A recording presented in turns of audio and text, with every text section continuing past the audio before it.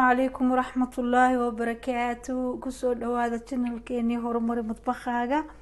channel كيني هرمري مطبخاغا عاو حلنوها إن شاء الله تعالى شراب ما شاء الله آد وفيعن أو طيب بدن شراب كاس إن شاء الله وشراب كسميسن كارو يو وحباعين كاسة يتفاح يلينيو وشراب آد وفيعن حرجيني إن شاء الله دمان قبلها الصوماليات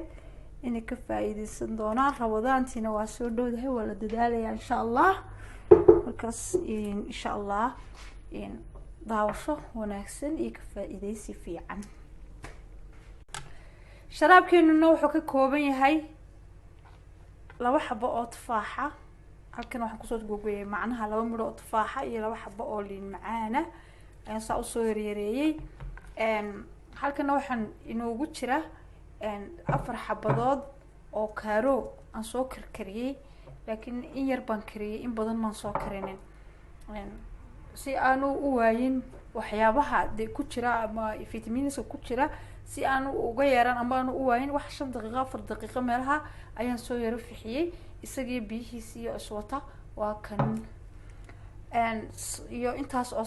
sonkorta waa ala xasbi raqba in dadka qarba macaanka jecel qarba inta rabkaas anigu intaan labada midho tufaaxa laba midho liina iyo afar midho kaareen kari halfkaas baan ku darayaa insha Allah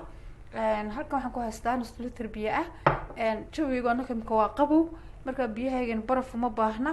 qofkii markaas in meel kulul joogaan bada xilliga waqtigu uu kulul yahay barafkii yaraaba lagu ridqayayo blenderka lagu la shubaya khudradda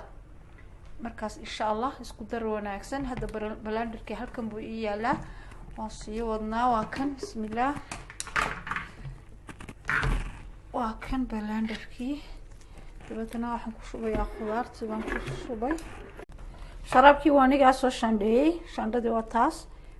عاقدين كوش عندنا نواتن مركز إن شاء الله شيء كوش بنا أجلس وياها كذا أنا إن شاء الله بسم الله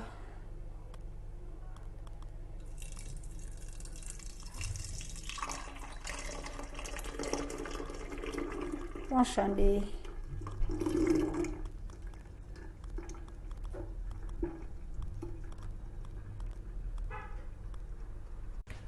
ما شاء الله شرابكين ساس بوكو صوب حي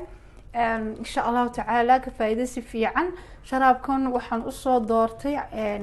مانتا رمضان تبقى كله إن شاء الله ينقصو دو شرابكن هو شراب صحة بدن وشراب في عن كلفنا معها وإمك تشيجا شرابك أفر مرو كارويو لبو تفاحي لبو مرولينا يو أها مركز إن شاء الله